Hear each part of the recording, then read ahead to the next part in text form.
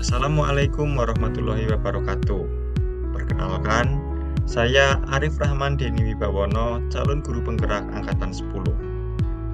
Pada tayangan kali ini, saya akan membahas koneksi antar materi, kesimpulan dan refleksi modul 1.1 tentang filosofi pendidikan Ki Hajar Dewantara. Untuk sesi refleksi ada 4. Yang pertama, saya nanti akan menyampaikan simpulan materi. Yang kedua, pemahaman sebelum mempelajari materi, pemahaman setelah mempelajari materi, dan rencana tindak lanjut. Kita langsung saja. Yang pertama, tentang intisari pemikiran Ki Hajar Dewantara. Ada 4 yang saya temukan dalam modul 1.1 tentang intisari pemikiran Ki Hajar Dewantara. Yang pertama, pendidikan dan pengajaran. Yang kedua, tujuan pendidikan dan pendidikan yang menuntun. Yang ketiga, kodrat alam dan kodrat zaman. Ini termasuk juga asas trikon. Yang keempat, ada budi pekerti. Nah, berikut penjelasannya lebih lanjutnya. Pengajaran menurut Ki Hajar Dewantara adalah bagian dari pendidikan.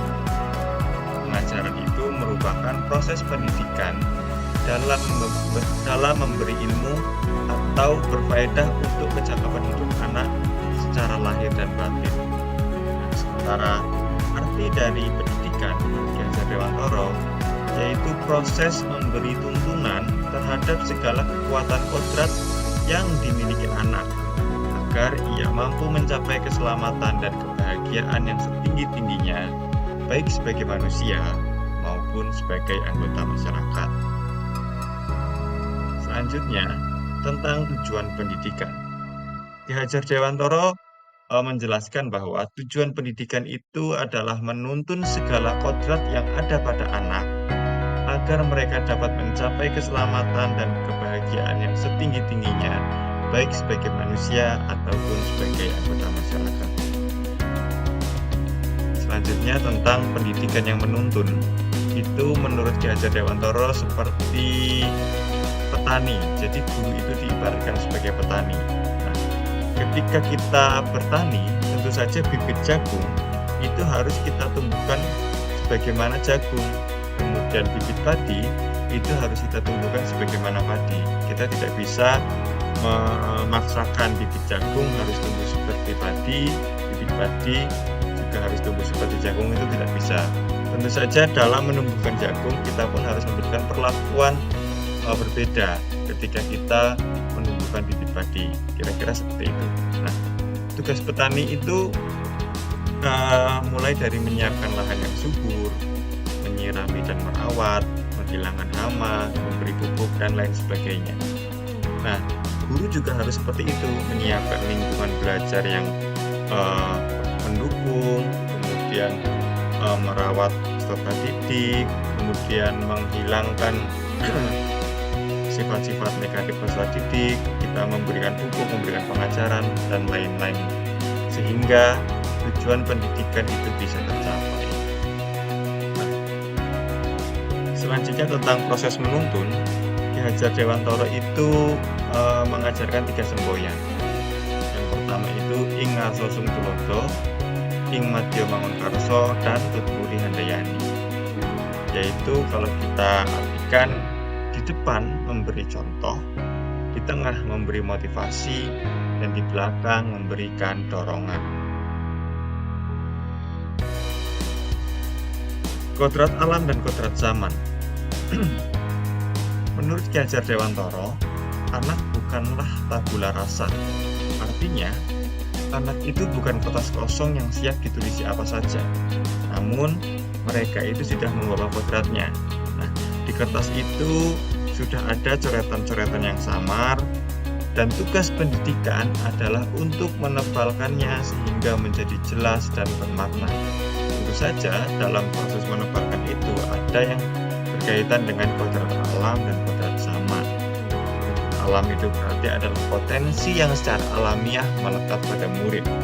Kemudian zaman, potensi yang dinamis sesuai dengan perkembangan zaman. Ketika kita menuntun anak, kita harus menyesuaikan dengan kodrat alam dan kodrat zaman. Nah, tentu tentu saja ini berkaitan dengan asas trikon. Yang pertama yaitu continue, bergerak maju dan berkesinambungan. Yang kedua juga harus konvergen, yaitu menggali atau mengambil dari berbagai sumber yang bisa kita jadikan tuntunan. Kemudian yang ketiga adalah konsentris, yaitu relevan dengan kepribadian bangsa. Nah, pendidikan yang menghamba pada murid itu adalah pendidikan yang menuntun, sehingga pendidikan itu akan berpihak kepada murid. Jadi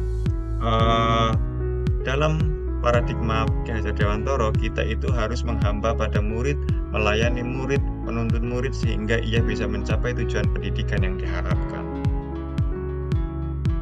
Dan berikutnya adalah budi pekerti.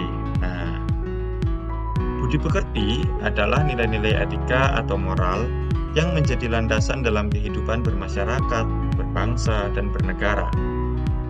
Ketika kita bisa mengombinasikan antara cipta, rasa, karsa, pekerti, kita akan mendapatkan keselarasan hidup.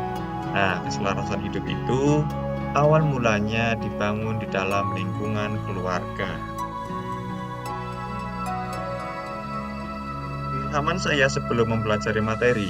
Nah, ketika saya belum mempelajari materi pada modul 1.1 ini, saya beranggapan bahwa pembelajaran itu berfokus pada kompetensi yang harus dikuasai murid. Jadi, guru itu hanya mengejar ketuntasan materi dan berusaha memenuhi standar kriteria ketuntasan minimal atau KKM. Penyampaian materi pun berfokus pada buku paket yang tersedia dan kurang memperhatikan bakat dan minat siswa, sehingga fokusnya itu ada pada hasil, bukan pada proses. Setelah mempelajari materi pada modul 1.1, ada perubahan paradigma yang saya alami tentang pembelajaran itu seharusnya berpihak kepada murid, yaitu dengan menuntun anak dalam setiap proses pembelajaran hingga tujuan belajarnya tercapai. Nah, kita juga harus berfokus pada kebutuhan siswa, bukan lagi mengejar tuntutan materi. Yang berikutnya, kita juga bisa mengombinasikan berbagai sumber belajar yang sesuai dengan asas konvergen.